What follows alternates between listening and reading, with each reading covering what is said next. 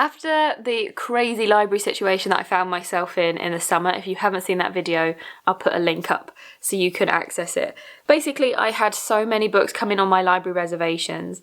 I'm normally pretty good at pacing them so that they come in periodically, but in that moment, I think 19 books came in all at the same time that I wanted to read. And then, of course, where I had planned things to come in periodically, they have continued to come in.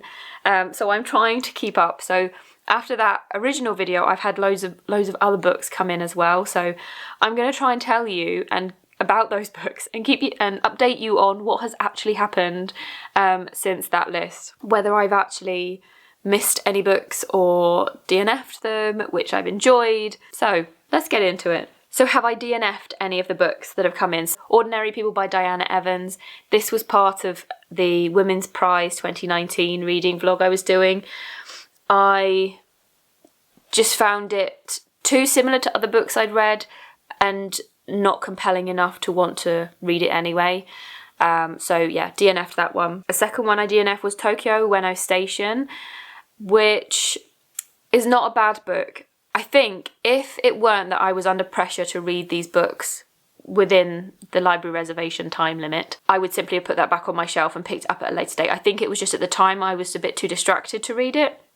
I needed something that was going to grip me a bit more, because some books are really good even if they don't grip you.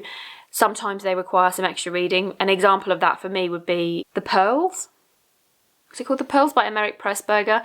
As I was reading that, it felt slow, but then by the time I finished it, it was one of my favourite books ever. So I do think Tokyo Ueno Station would be a good book, but at that time I wasn't interested, and so I took it back to the library because I have so many other books to read. And then the final one was Vagabonds by, I can never pronounce the name, I'm sorry, Elosig. Anyway, I'll put a picture so you can see. I think this is a really interesting book and a really interesting way of writing a book. And I think if I had more time, I would like to take my time over this book and sort of dissect it and really work on it. Maybe one day I will. But given the sort of time constraints that I have with these library reservations, I just couldn't get into it enough to read it. So yeah, it went back. So those are the three so far that I have DNF'd. So far, I've also had to return one of the books unread, which was The Rabbit Hutch by Tess Gunty. Now, unfortunately, with most of these books, I have the opportunity to renew 3 times before they go back, which is why I've actually still got just some of the ones from that first video because they're coming to the end of their final renewal. But with The Rabbit Hutch, someone else has requested it, and so I couldn't even renew once. I literally had it for the 3 weeks that you get initially. So what I did though was I read the first 2 chapters to see if maybe in the future I'd like to try and borrow it again when it's a bit less popular. And I think I will do. I think that's a book I still do really want to read after having read those first 2 chapters. I say one, and this is why I say that, is because I've still got 2 books from that first list which are due back next week, and I don't know if I'm going to manage to read them. Well, I've got 3 books, but After Sappho is my priority. That's the one I've just started now to read because I want to get through the Booker Prize 2022 books that I want to read. I've just finished The Trees. I'm going to take that after I finish filming. I'm going to take that back today because technically I'm overdue on that one because someone else has requested it. I'm really sorry to whoever wants to read that one. So that one's going back today. This one I'm reading and is due back next week. And then I've got The Nice and the Good by Iris Murdoch, which I'm reading because this was one of the long-listed or shortlisted books. Must be shortlisted because they only did shortlisted for the first year of the Booker Prize, 1969. I also tried The Public Image. Oh no, so I did. That's the 4th book that I DNF'd then. The Public Image, I DNF'd. Sorry, already getting it wrong. So that one was DNF. 4 books DNF'd. So The Public Image by Muriel Spark was from the 1969. Just really, really hated it. I have filmed half of a vlog for that because I did that one and then this one was supposed to be the other one. But I do still really want to read this. I read the first chapter and reread the blurb just to remind myself. And yeah, I do still really want to read this one. So I'm hoping I can finish both of those before they have to go back next week. And then we've got Women Dreaming by Salma, which I talked about in that video. So if you're interested in the book, it's in that video. But this is quite a long one. Oh, it's not too long. It's about 400 pages. But I just don't know if I'm going to get to this one along with all the others. I read the first chapter. Still not sure whether I'm that invested or not. So the other two are my priorities. This one may end up going back unread. So what else have I been reading? So one of the big categories that was in that original one was Booker Prize books. So obviously I just mentioned a 2022 book and a 1969 one. We had a whole bunch of 2018 books as well, which I think you'll have seen already. I think that video is going to be posted before this one. But I've just filmed the wrap up for that one. So we had The Mars Room by Rachel Kushner. We had Everything Under by Daisy Johnson. Sabrina by Nick Drenaso. And The Water Cure by Sophie McIntosh. And then the sort of parallel to that was the Women's Prize book. So we had Ordinary People by DNFed, which I mentioned, and Normal People by Sally Rooney. We did have some other years. So we had Frankenstein by Jeanette Winterson, which was nominated in another year of the Booker Prize. Can't think which year. 2019 Booker Prize? Where to next? Where to next? So a book that I've just finished that I absolutely flipping loved. Oh dear, my throat's going to go. Was Temporary by Hilary Lecter, which I read because it was recommended. It was the September book for the Weird Women's Book Club, which is also why I had The Rabbit Hutch, but as I say, I didn't get to actually read The Rabbit Hutch. So this was the September pick, so obviously I'm really late in reading it. But I loved that so much. I read that in one weekend. We had to travel to go and help our friends move house. So I had a really long car journey and I read that during the trip there and the trip back. One of the best books I think I've read this year. Absolutely loved that. Then we had Cherish Farah by Bethany Morrow, which I mentioned in my Black History Month video. I don't know whether it was YA, but it was like a look at racism and race in wealthy families. It was very dark. It went somewhere I wasn't expecting.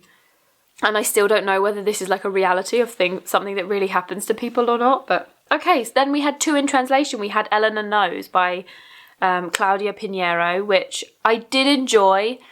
A lot of people are giving this 5 stars. I didn't enjoy it that much. I love what it did. I loved the way it looked at the interaction between someone who's very sick and the person who has to look after them, and what that can do when you're like forced into caring for someone, especially when you're someone, it seems, who is not very empathetic. Yeah, so it was good, but I didn't find it as good as many people did.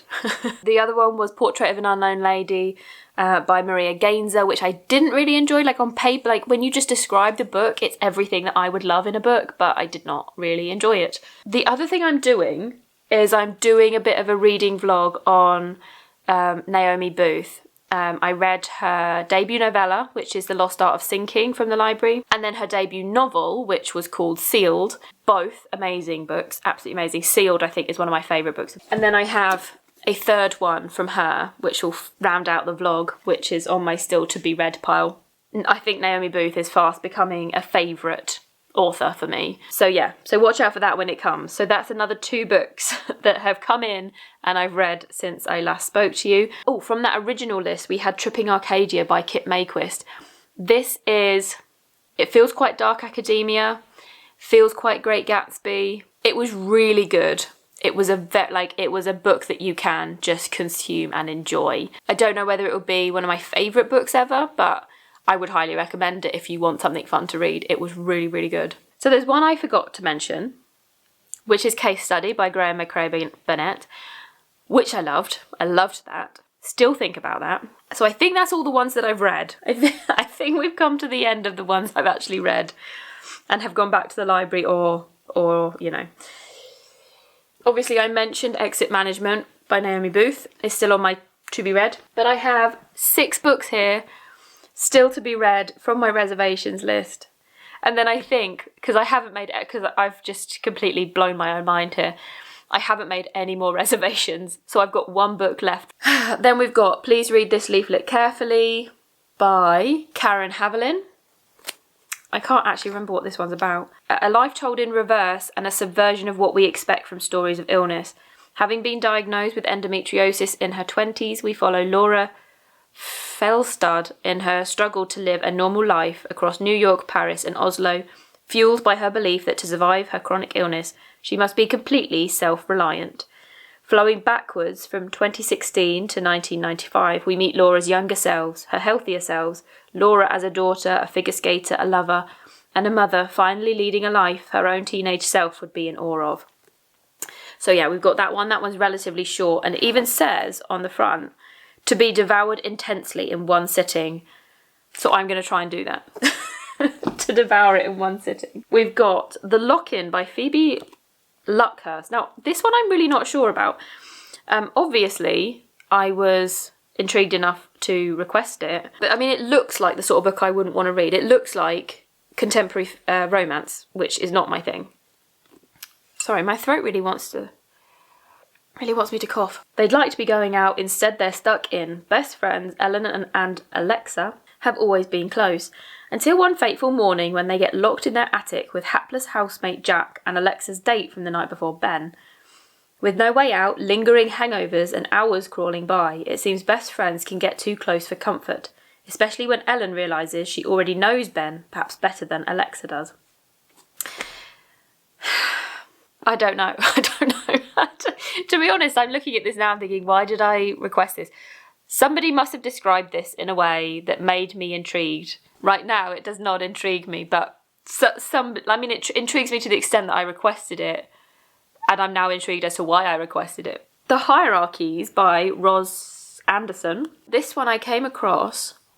Oh, flippin' heck.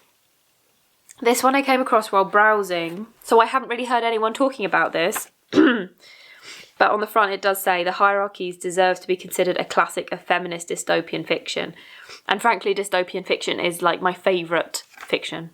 So, okay, it says, I am a humanoid pleasure doll, an intelligent, embodied, but please call me Sylvie. In a society divided between those who are born and those who are created, fully sentient robots exist to cater to humans' every whim. Sylvie is designed to her husband's specifications and excels at pleasing him, until she returns from hospital with her memory missing. From the top floor of her luxurious home, as Sylvie watches the family that is not her own, she begins to imagine a life beyond the locked gates. Could she find freedom with other dolls just like her? Does she dare to disobey the hierarchies of her programming? And what might it mean to live and love like a human? So this one feels like a really good way to go after having read Frankenstein by Jeanette Winterson, which I absolutely loved. So really looking forward to that one. And then I had 3 come in this week. So these are the 3 newest ones on this list. We've got Our Wives Under the Sea by Julia Armfield. So this is one of the ones I knew was going to take ages to come in when I requested it. And this is what I mean by saying some of the books, it's really obvious that you're not going to get to them.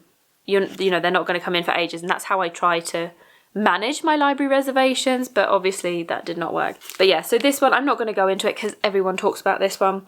Most people know what it's about, so I'm looking forward to reading that one. It's also relatively short. I've got Pure Colour by Sheila Heti. Now this one, I can't actually remember what it's about because I haven't really heard anyone talking about it. Here we are, just living in the first draft of creation, which was made by some great artist who is now getting ready to tear it apart.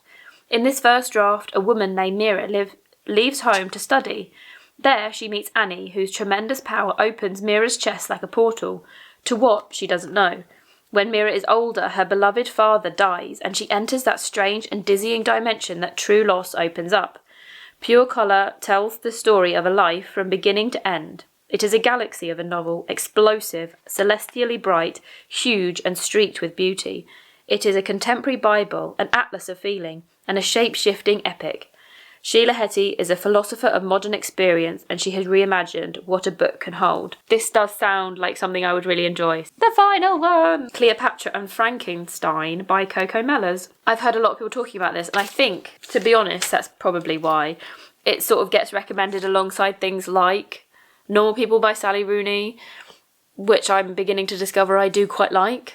So New York is slipping from Cleo's grasp. Sure, she's at a different party every other night, but she barely knows anyone.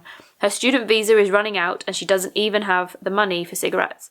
But then she meets Frank, 20 years older. Frank's life is full of all the success and excess that Cleo's lacks.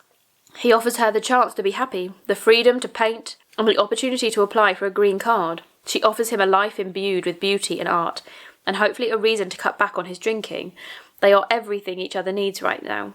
Cleo and Frank run headfirst into a romance that neither of them can quite keep up with. It reshapes their lives and the lives of those around them, whether that's Cleo's best friend struggling to embrace his gender identity in the wake of her marriage, or Frank's financially dependent sister arranging sugar daddy dates after being cut off. Ultimately, this chance meeting between two strangers outside a New Year's Eve party changes everything for better or worse. Yeah, sounds like Normal People by Sally Rooney. So there we go, guys. Thank you for staying with me, for supporting me through this time of so many library books.